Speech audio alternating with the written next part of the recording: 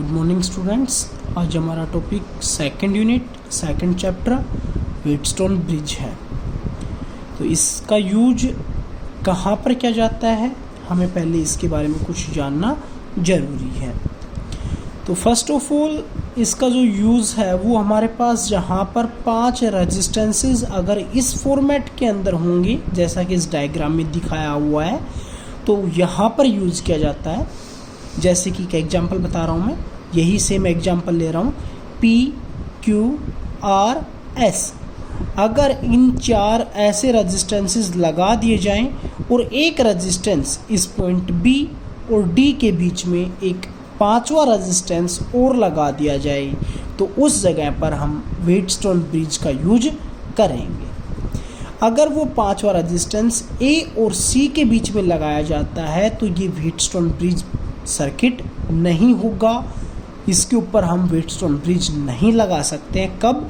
जब 5वां resistance A और C इन दोनों पॉइंट्स के ऊपर कनेक्टेड हो, यानी कि जो 2 पॉइंट्स डायरेक्ट बैटरी या सेल से कनेक्टेड हों उन दोनों पॉइंट्स के बीच में जो रेजिस्टेंस होगा तो वहाँ पर व्हीटस्टोन ब्रिज नहीं लग सकता है।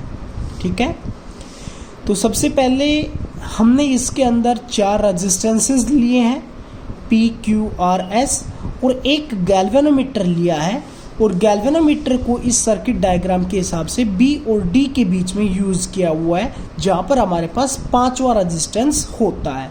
तो गैल्वेनोमीटर का जो काम होता है वो ये होता है कि उस सर्किट के अंदर से करंट फ्लो हो रहा है या नहीं हो रहा है। अगर करंट फ्लो हो रहा है तो गैल्वेनोमीटर जो है वो डिफ्लेक्शन दिखाएगा। अगर उस सर्किट के अंदर से करंट फ्लो नहीं हो रहा है तो गैल्वेनोमीटर कोई भी डिफ्लेक्शन नहीं दिखाएगा। तो यहाँ से हमें पता चलेगा कि उस सर्किट के अंदर करंट फ्लो हो रहा है या नहीं हो रहा। ठीक है, अब देखो इस सर्किट के अंदर से जैसे ही हमने 2 की यूज़ की है, एक यहाँ पर टैपिंग की यूज़ की है K2 और एक ओपन की यूज़ किया, सर्किट की क्लोज्ड की किया है हमने इसको बाद में।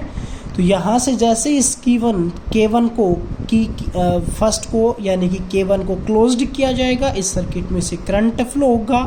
Current positive terminal to negative flow होता है, इसलिए हमने मानना है कि इस टोटल सर्किट के अंदर से I करंट फ्लो होगा। ठीक है, I करंट A पॉइंट के ऊपर जाने के बाद 2 पाथ के अंदर डिवाइड होगा।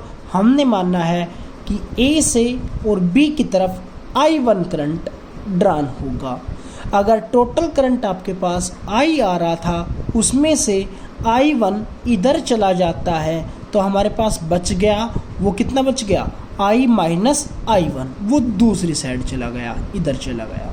ठीक है, इसके बाद हमने इस B पॉइंट से फिर दोबारा से 2 पाथ डिवाइड हो रहे हैं, एक तो C की तरफ जा रहा है और एक D की तरफ जा रहा है। D की तरफ जो गैल्वेनोमीटर यूज़ किया है तो गैल्वेनोमीटर का रेजिस्टेंस हमने कैपिटल G के बराबर भी मानना है। तो मान लेते हैं कि जो B से और D की तरफ करंट जा रहा होगा वो हमारे पास IG होगा। ठीक है, तो I1 में से IG करंट इधर चला जाता है तो बच गया कितना, I माइनस IG। ठीक है, IG करंट इधर आ रहा है नीचे, इधर से I माइनस I1 आ रहा है, 2 करंट आ रहे हैं तो बाहर की तरफ इधर जो D से C की तरफ जाएगा वो हमारे पास इन दोनों का सम जाएगा, I minus I1 plus IG। ठीक है, फिर जो C से और इधर जो टोटल करंट आ जाएगा वो इन दोनों को अगर आप ऐड करते हो तो आपके पास दोबारा से फिर वही सेम I करंट मिलेगा। ठीक है, तो इसका जो मेन जो व्हीटस्टोन ब्रिज का प्रिंसिपल है वो एक बार देख लीजिए कैसे काम करता है। अगर ये कहता है कि हमें जो IG जो करंट लिया है अगर इसमें से IG करंट की वैल्यू 0 ले लें या 0 प्रूफ दे दें हम, तो हमारे पास इन दोनों रेजिस्टेंसेस का रेशियो यानी कि P/Q का रेशियो R/S के रेशियो के बराबर होगा। ऐसा क्यों होगा? क्योंकि A और C इन दोनों पॉइंट्स के अक्रॉस P और Q दोनों वैसे तो ये सीरीज़ में हो जाएंगे जब ये वाला रेजिस्टेंस अगर नहीं होता तो, और ये आर और एस ये दोनों सीरीज में हो जाते और इन दोनों का कॉम्बिनेशन पैरेलल में है। ठीक है, तो यहाँ से जो बी और डी के बीच में अगर पोटेंशियल डिफरेंस सेम होता है, पोटेंशियल सेम होता है, तो इनके बीच में कोई भी पोटेंशियल डिफरेंस नहीं होगा बी और डी के अक्रॉस। और जब बी और डी के अक्रॉस कोई पोटेंशियल डिफरेंस नहीं है तो इसमें से कोई भी करंट पास नहीं होगा। ठीक है, तो सबसे पहले हमें इन दोनों का रेशियो भी इक्वल प्रूफ करना है, तो हमने किरचॉफ्स के रूल लगाए हैं। पहले हमने सेकंड रूल लगाया है A B D A loop के अंदर। तो A B D A loop के अंदर किरचॉफ का जो सेकंड रूल जो हमने प्रीवियस टॉपिक के अंदर किया था उसका फॉलो किया। उसका फॉलो करने के बाद हमारे पास ये इक्वेशन फॉर्मेशन हो जाती है। उसी तरह से हमने एक बार दूसरा loop B C D B और यूज़ किया, यानी कि पहले जो हमने यूज़ किया था वो था A B D A. Second time जो यूज़ किया वो हमारे पास है डी बी सी डी। ठीक है, इन दोनों के ऊपर हमने किरचॉफ्स के सेकंड रूल यूज़ किए हैं और दोनों से हमारे पास ये इक्वेशन फॉर्मेशन हो जाती है। जो हमारे पास ये वाला जो रेजिस्टेंस जो आर यूज़ करते हैं ये हमारे पास एडजस्टेबल होता है, यानी कि रेजिस्टेंस बॉक्स से हम इसको इंक्रीज और डिक्रीज कर सकते हैं। जब हम इसको इंक्रीज और डिक्रीज करेंगे तो एक बात है कि हमारे पास कोई ना कोई एक ऐसी कंडीशन होगी कि जो ए से और बी के बीच में पोटेंशियल का ड्रॉप हो रहा था वही कभी ना कभी ए और डी के बीच में भी सेम होगा।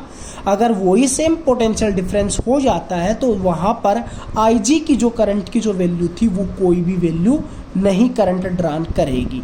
और अगर आईजी की वैल्यू 0 हो जाती है तब हम वहाँ पर आईजी की वैल्यू इन दोनों इक्वेशंस के अंदर दोबारा से पुट आउट कर सकते हैं। फर्स्ट इक्वेशन के अंदर आईजी की वैल्यू 0 रखी जाती है तो हमारे पास बन जाता है ये इक्वेशन। सेकंड इक्वेशन के अंदर आईजी की वैल्यू 0 रखते हो तो आपके पास बन जाती है ये इक्वेशन। हमने इस इक्वेशन को थर्ड इक्वेशन दे दी, इसको फोर्थ इक्वेशन दे दिया। थर्ड इक्वेशन को फोर्थ इक्वेशन से डिवाइड कर दिया जाता है। आई जब डिवाइड करेंगे तो इधर बन जाएगा I1P that is equals to R I minus I1 divided by I1Q that is equals to S bracket start I minus I1 into bracket close. तो ये फॉर्मेशन बनेगी। अब यहाँ पर नोट करना है कि I1 ऊपर भी और नीचे भी हमने इसको कैंसिल किया, इधर से I माइनस में I1 को कैंसिल किया तो हमारे पास फॉर्मेशन बन गई P by Q that is equals to R by S। तो आपको ध्यान रखना है P आपको कौन सा रेजिस्टेंस माना था, Q आपने कौन सा रेजिस्टेंस मानना है, R कौन सा मानना है, S कौन सा मानना है। तो मेनली जो ये व्हीटस्टोन ब्रिज है R को आप एडजस्ट कर सकते हो, S आपके पास अननोन रेजिस्टेंस होगा, P और Q रेजिस्टेंस आपको गिवन मिलेगा। इससे रिलेटेड हम टॉपिक एक आगे मीटर ब्रिज और आएगा, वहाँ पर इनका यूज करेंगे। Thank you.